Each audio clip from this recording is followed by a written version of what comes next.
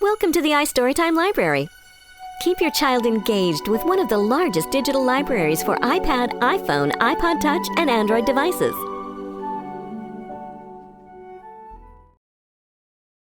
Historians disagree on whether Robin Hood really existed, but his name appears time and time again in popular ballads of the time.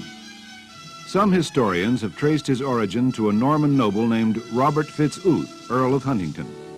Others claim that Robin Hood was a low-born Saxon yeoman.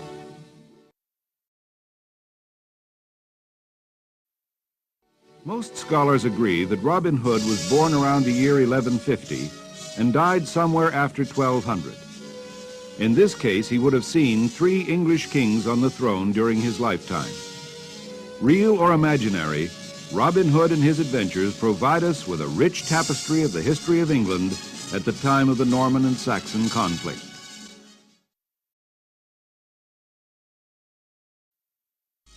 Now, good King Richard, who was called the Lion-Hearted, had brought peace between the Normans and Saxons in England. Everyone hoped that this peace would last for all time. But then came the call to the Crusade. Richard and the other kings of Christendom were called on to lead a mighty army to the Holy Land.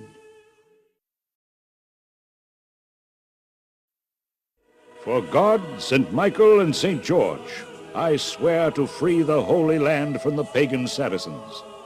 On this day I proclaim that my brother, Prince John, shall reign as regent in my place until I return.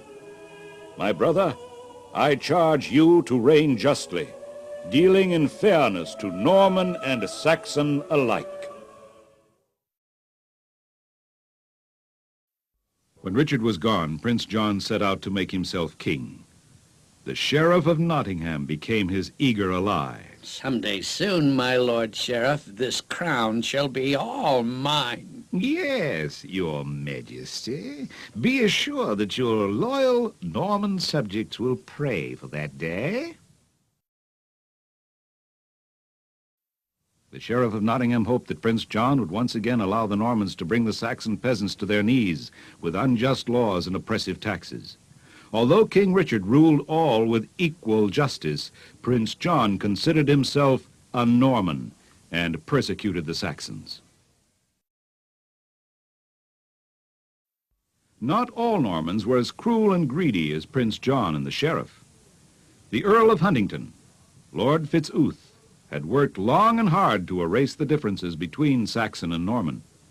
His young son, whom he called Robin, was even taught the skills of the Saxon longbow. Your skill grows each day, Robin. I think you may soon be the best bowman in all the Shire. Then I should be with King Richard in the Holy Land, Father. He has need of good bowmen and swordsmen. I'm no longer a boy, Father. Perhaps not, my son, but your words are childish. King Richard has greater need here of loyal subjects than in the Holy Land. Earl Fitz-Ooth did not know how true were his words, for the sheriff was oppressing the people in the name of Prince John. Hear ye all the words of our beloved regent, Prince John. From this day on, taxes in this and all shires are doubled. And also know ye that all forests are royal property. Poaching and illegal hunting will be severely punished.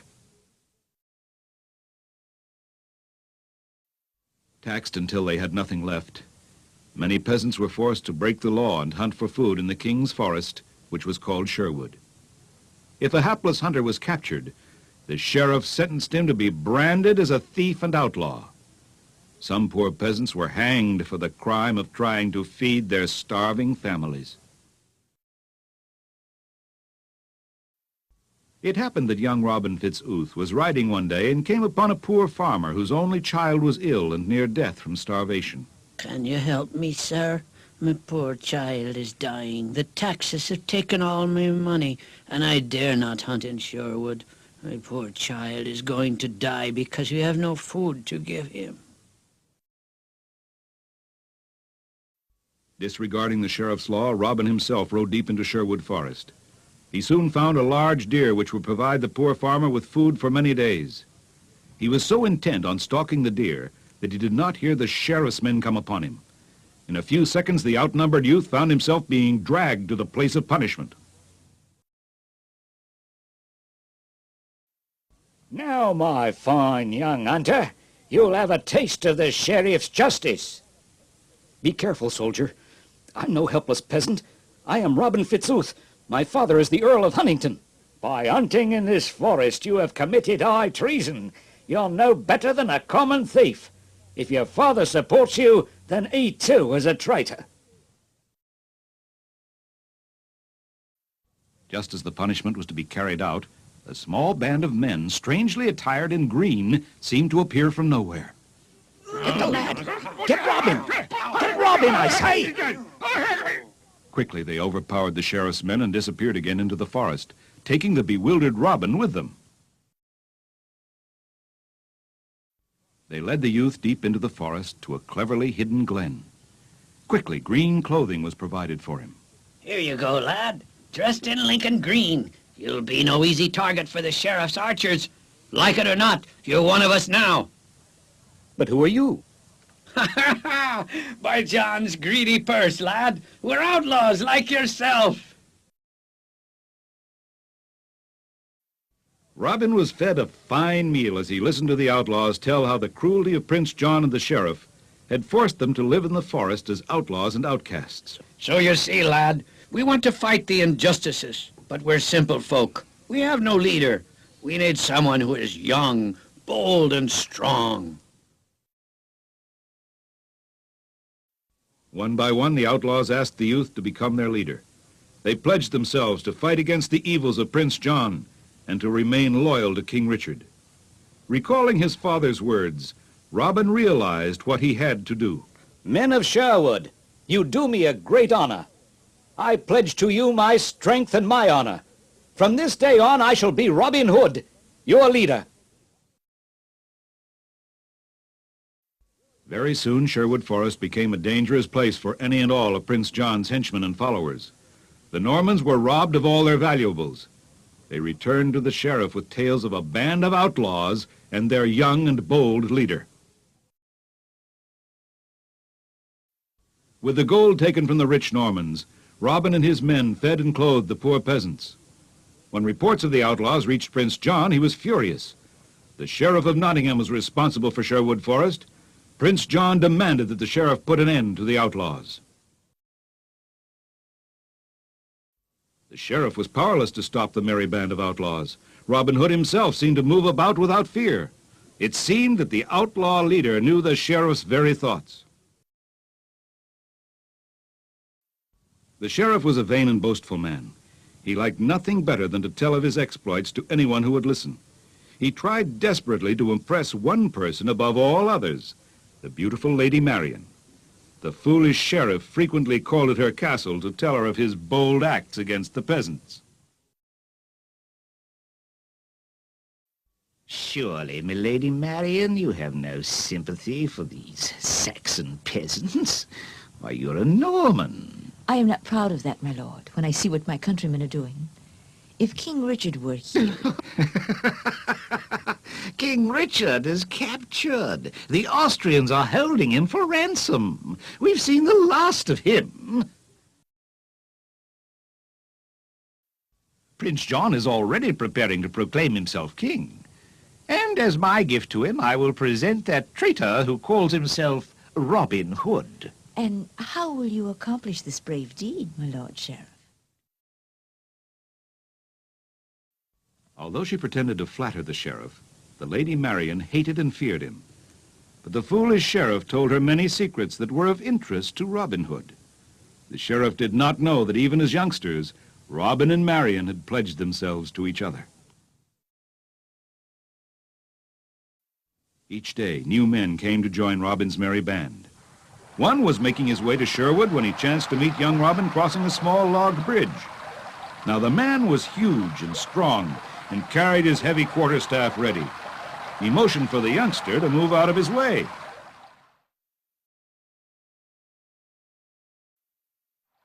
Make way for John Little, youngster.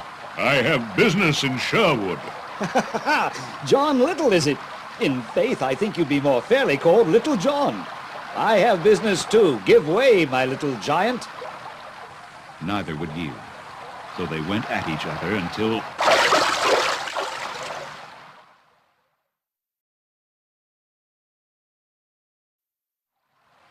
Robin struck smartly on John's head, and the giant tumbled into the water like a great bumbling sea creature.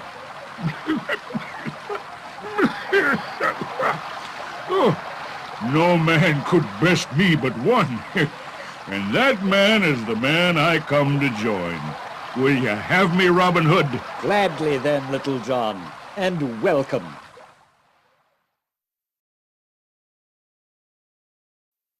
In time, a bold swordsman called Will Scarlet joined the band, as did Allan a Dale, a young and handsome minstrel who had hidden himself in Sherwood to escape the sheriff.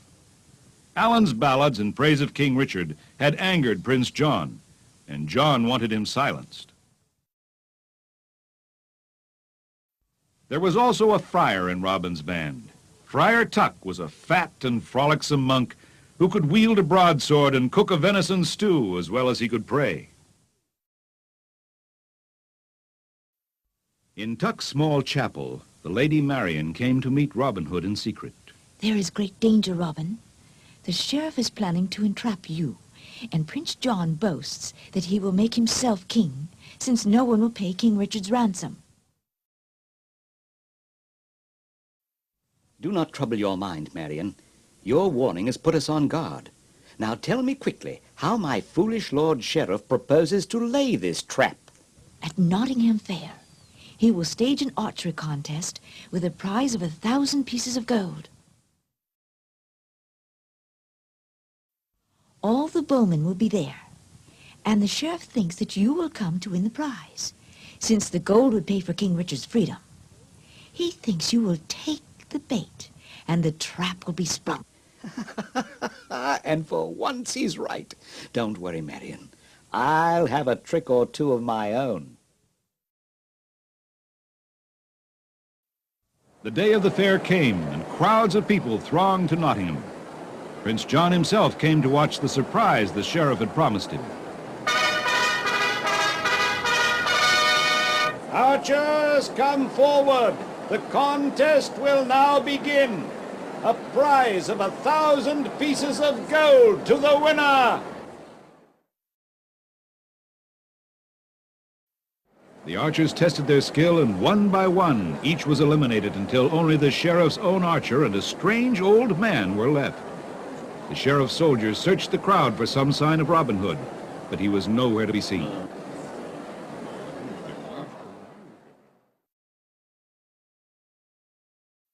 The crowd was disappointed when the sheriff's archer hit the target fair center. You're defeated, old man. Yeah, give way there and let old Will Locksley have his try.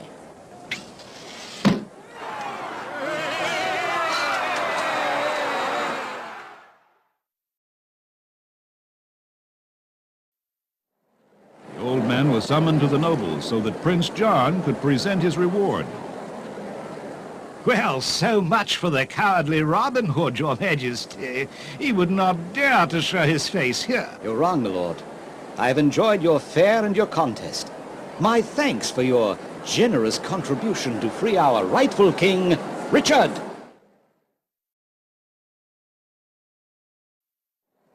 Seize him! Seize the traitor! Laughing, Robin made good his escape and headed back to Sherwood. That night, the forest folk had a great feast to celebrate his success. Not long after the Nottingham Fair, King Richard returned in triumph. Prince John rode beside him in solemn silence, for his evil plans had been destroyed. And on a fine, fair spring morning in Tuck's chapel, Robin and Marian made good the pledge they had made to each other as children. Here the story ends. Some say that King Richard introduced the Earl of Locksley to his court, that the Sheriff of Nottingham thought he looked very familiar. Others say that Robin spent his days in peace and contentment in Sherwood. There are many who say the spirit of Robin Hood still rides the forest, seeking wrongs to be righted.